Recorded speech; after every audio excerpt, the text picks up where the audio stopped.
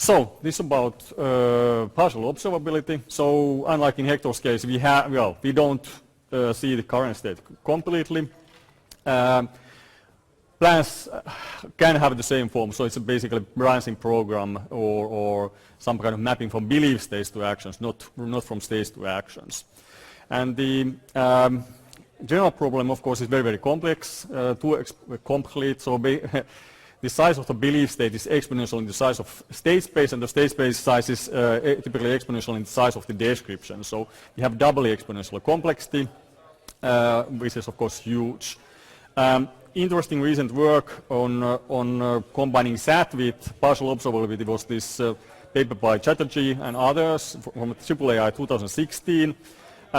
With certain limitations, we have complexity down to NP. So we are looking at an enumerated state space. So this is not a factored representation of state space like in Hector's talk. And additionally, there's limited memory. So in the most basic cases, there's no memory at all. So you just make an observation and decide what to do. Or you can have a small number of different memory states you are in, like 3 bits, well, a couple of bits of memory, so you can remember 4 different things. So under these restrictions, you are down to NP, and of course this complexity reduction is huge. And of course the interesting thing is to see how does this pay off in terms of implementations. So Chatterjee and others presented an encoding of this NP-complete problem in SAT, and demonstrated that's actually applicable to, well, interesting-looking problems. So the graph that represents all the possible executions of a plan is represented implicitly in the SAT encoding. So there's certain variables for the arcs in the graph that say that, okay, it could be that we go from this state to that state. And you encode your objective that for all states that under a given plan are reachable from the initial state, from all those states you can actually reach eventually or possibly a goal state. So this is the strong cyclic plan that you are after. So this is what they did. And one thing we are addressing in this work is that the reachability constraints for encoding, which button I should be pressing? What should I be pressing? Which one? Open it. No, we are going wrong way. Yeah. Screen, up there. This screen, okay. And press this button. Okay, yeah, okay, that's better. So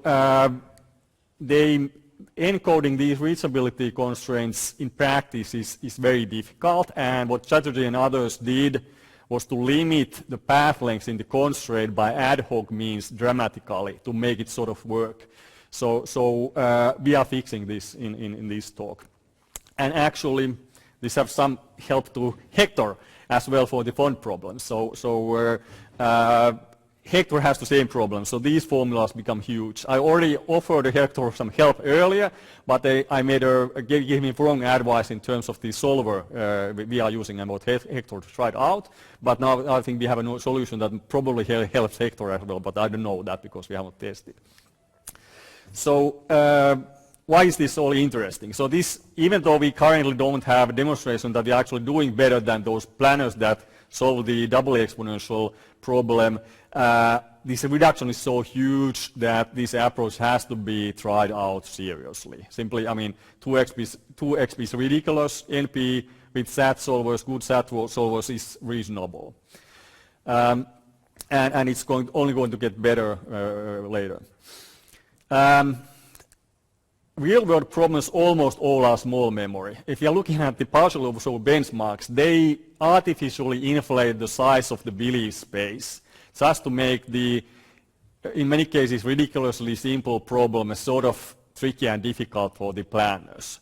So this is the reason why we don't want to make a direct comparison to existing planners. We would have had to come up with new benchmarks anyway to demonstrate and show off our approach, so we just did not do it and didn't have time to do it. But should be done, of course, in the future. So what we are doing here is first fix the problem in Chatterjee's and others' work, actually handling the reachability constraints effectively in a scalable way. And if I have time in the end, I will also explain how quite easily we can do many other things besides strong cyclic plans. Simple modification of the basic scheme Chatterjee and others used, slightly different graph constraints used with a slightly different graph. Very simple stuff actually.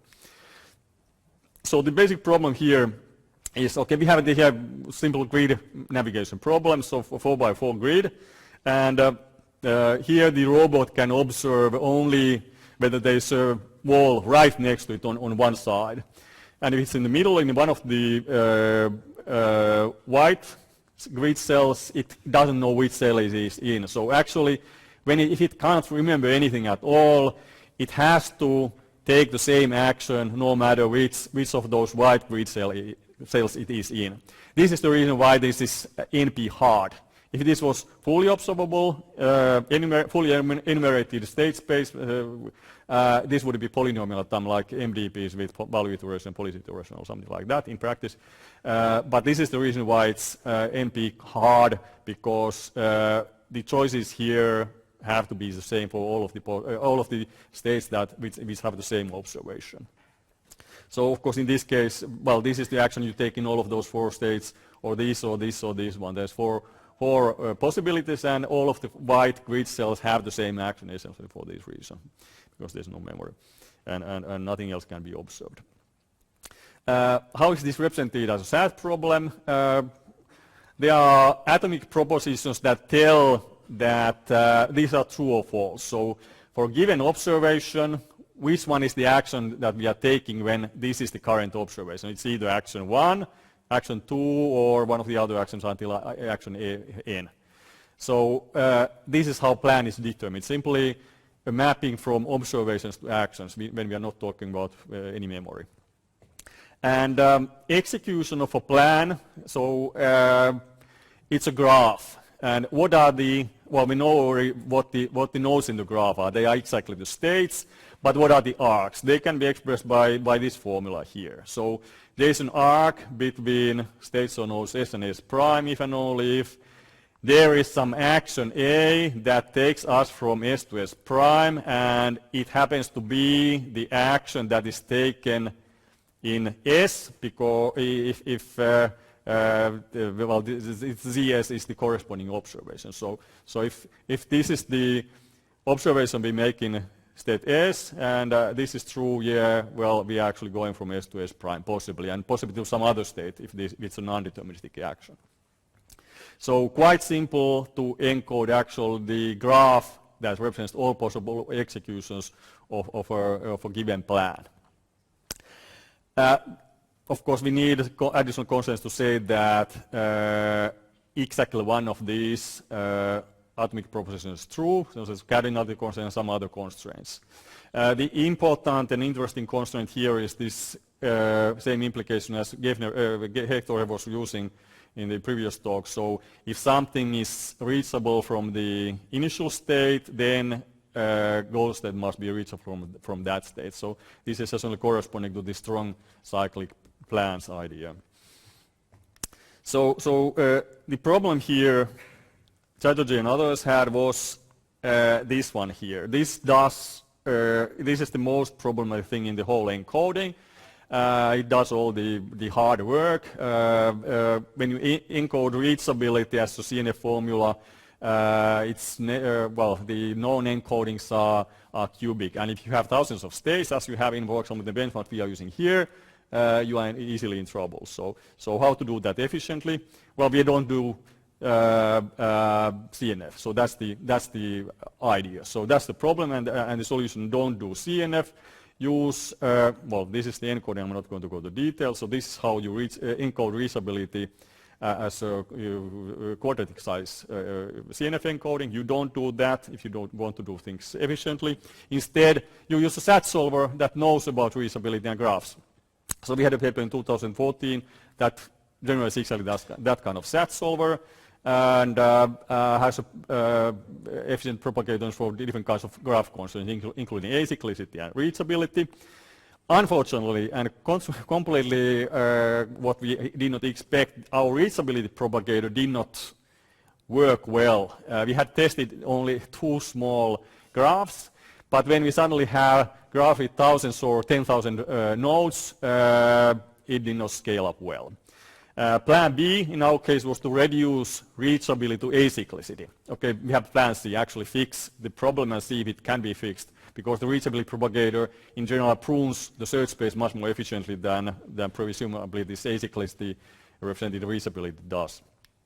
So you can represent reachability by using these formulas plus acyclicity constraint on the graph. And this is linear size, and in practice it works quite well. So this is experimental evaluation. We have CNF encoded reachability, and same problem solved with the encoding on this slide plus the acyclicity constraint. So the graph must be acyclic. So as you can see here and here, everything is very, it's just a fraction of a second, whereas with CNF encoded reachability, runtimes grow quite quickly. So this is kind of the exponential reduction in the runtimes Hector was after. We have to test it to see whether this actually works the same way with the Hector's front problems. The only problems where we don't consistently get an improvement is these room chain problems here. I don't have an explanation. Maybe you actually need some clever propagation or acyclicity, the reachability detection that doesn't take place here. So actually, yeah, actually our reachability propagator does inferences that don't take place here, and CNF does some inferences that don't happen here. But our reachability propagator does both, but it's just the implementation of our postdoc who has disappeared, left us in trouble, did not solve the issue, and we don't actually know what the issue with our reachability propagator is. We will be looking at this later.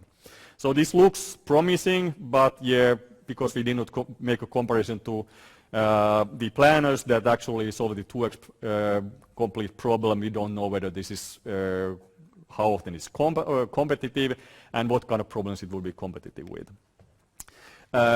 These are same runtime data in a graph form, so there's basically very big reduction in runtimes.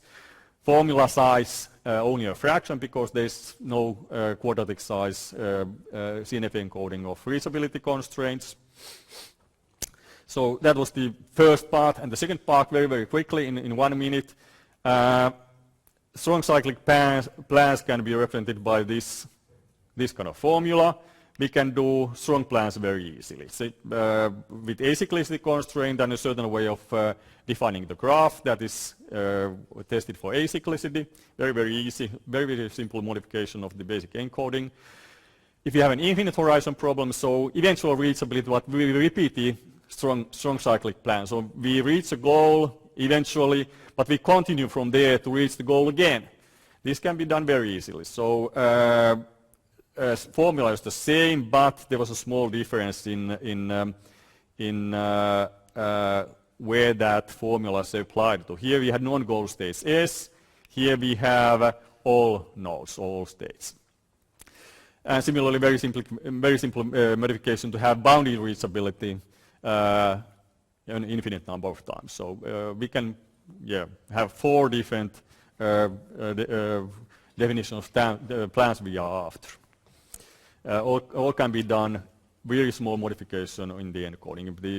Almost all of the encoding is same in all cases, and those small changes are only required.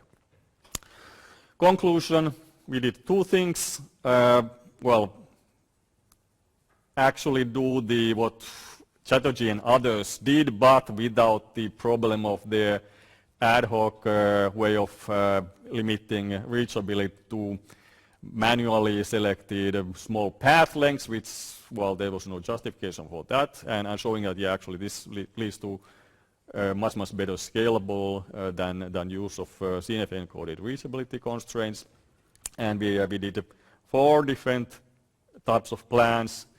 What Binda also did earlier, but with what we did not get to this paper or do very extensively, is do POM-DPs, bounded memory POM-DPs with SAT modulo theories with optimization could be done quite easily, same way this was done.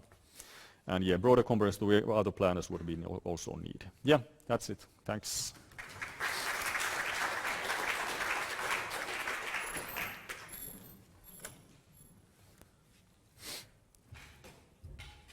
So just in case you haven't thought of it, there's a cute little trick that Lipovetsky, Patrizi, and those others did in 2000. Sorry, for some reason I hear. Sorry, so there's a cute little trick that you can play that Lipovetsky, Patrizi, DiGiacomo, and maybe one other author did in 2013 ICAPS, where at the very end you achieve your goal and non-deterministically you need to keep going.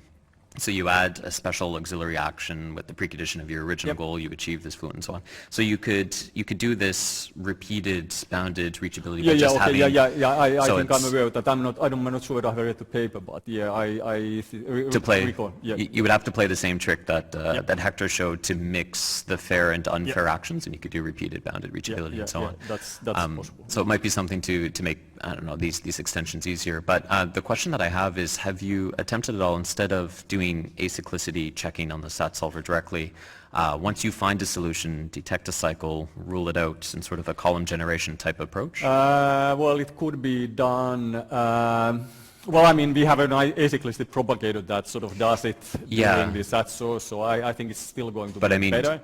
But, so I mean, not to run that until you find a solution, and then you rule out the cycle and then find the next solution. Well, it's still sort of similar, but I don't think it's as good, because the acyclicity propagator in GraphSat it makes really inferences during search. So in some cases, I'm pretty sure it's going to be quite. You get propagation for it as well. So it's not only detecting that it's now my graph is now has a cycle. It also figures out that no, you can't have this arc, because otherwise you will get the cycle. So you infer something should be false. Yeah. Okay, good. Thank you.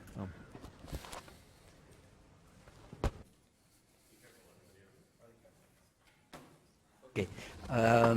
Thank you. 2 questions. So first one, so you are not using GraphSat, the module, okay, within your SAT encodings, by using a different module that is weaker, that handles only acyclicity? Well, we have both acyclicity constraint and reachability constraints. So now we only use acyclicity constraint because it turned out, the reachability propagator doesn't scale up very well if you have 1,000 or 10,000 nodes. But the reachability will be sort of stronger. Yeah, but has more overhead. It makes more propagation and infers more stuff and figures things out. And without any of these modules, just doing the CNF encoding plain, without these specialized theories, okay? Did you try? So it's much that was the runtime comparison, was to that CNF encoded when you get this quadratic size encoding of reachability. And the second question, so this extension to POM-DPs, again, is finite memory policies, okay, to get to the goal. So you're not optimizing anything. What will be optimizing? No, I think it's POM-DPs with discounted rewards. So you're not optimizing expected cost to the goal or anything? No, it's the rewards. I think so, yeah. Okay. Yeah. No, you can write that. It's not so complicated. Okay, thank you. Yeah.